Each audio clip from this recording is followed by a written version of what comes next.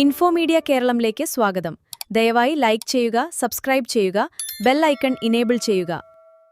നമസ്കാരം. PM കിസാൻ പദ്ധതിയുടെ ഗുണഭോക്താക്കൾക്ക് വളരെ പ്രധാനപ്പെട്ട ഒരു വിവരമാണ് ഇന്ന് പങ്കുവയ്ക്കുന്നത്. രാജ്യത്തെ കോടിക്കണക്കിന് കർഷകർ ഇപ്പോൾ അടുത്ത ഗഡുവിനെ കുറിച്ചുള്ള വിവരങ്ങൾ അന്വേഷിക്കുകയാണ്.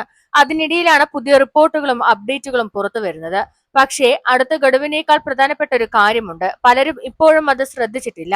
അതുകൊണ്ടാണ് ഇന്നത്തെ വീഡിയോ മുഴുവനായും കാണാൻ ഞാൻ നിങ്ങളോട് അഭ്യർത്ഥിക്കുന്നത്. PM കിസാൻ പദ്ധതിയെക്കുറിച്ച് എല്ലാവർക്കും അറിയാവുന്നതാണ്.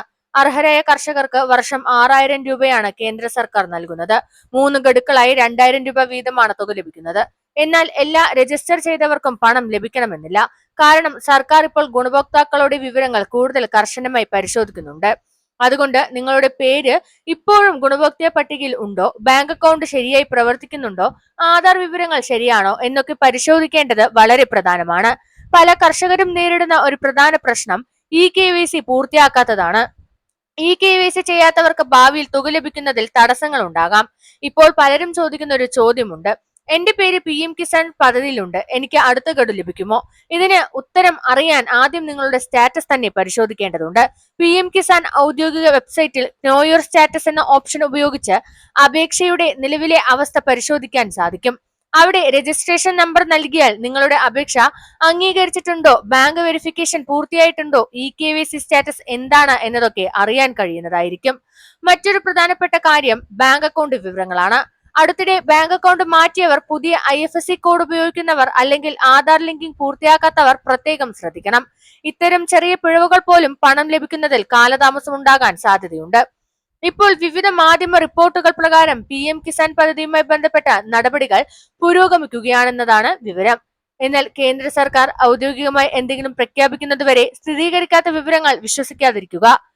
അതുകൊണ്ട് സുഹൃത്തുക്കളെ, ഇന്ന് തന്നെ നിങ്ങളുടെ PM കിസാൻ സ്റ്റാറ്റസ് പരിശോധിക്കുക, KYC പൂർത്തിയാക്കുക, ബാങ്ക് വിവരങ്ങൾ ശരിയാണെന്ന് ഉറപ്പാക്കുക. നിങ്ങളുടെ കുടുംബത്തിലെ സുഹൃത്തുക്കൾക്കും PM കിസാൻ പദ്ധതിയുടെ ഗുണഭോക്താക്കൾ ഉണ്ടെങ്കിൽ ഈ വിവരം അവരിലേക്കും എത്തിക്കുക. അതുപോലെ തന്നെ കോടിക്കണക്കിന് കർഷകരാണ് ഇതിനായി കാത്തിരിക്കുന്നത്.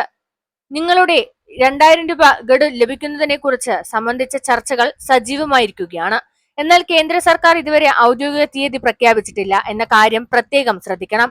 അതുകൊണ്ട് സോഷ്യൽ മീഡിയയിൽ പ്രചരിക്കുന്ന സ്ഥിരീകരിക്കാത്ത സന്ദേശങ്ങളോ തീയതികളോ വിശ്വസിക്കാതെ ഔദ്യോഗിക അറിയിപ്പുകൾക്കായി കാത്തിരിക്കുകയാണ് നല്ലത്. അതേസമയം എല്ലാ ഗുണഭോക്താക്കളും KYC പൂർത്തിയായിട്ടുണ്ടോ, ബാങ്ക് അക്കൗണ്ട് വിവരങ്ങൾ ശരിയാണോ, ആധാർ ലിങ്കിംഗ് പൂർത്തിയായിട്ടുണ്ടോ എന്നിവ ഇപ്പോൾ തന്നെ പരിശോധിക്കണം. കാരണം എന്തെങ്കിലും രേഖകളിൽ പിഴവ് വന്നാൽ നിങ്ങളുടെ PM കിസാൻ 2000 രൂപ തടസ്സപ്പെടാൻ സാധ്യതയുണ്ട്.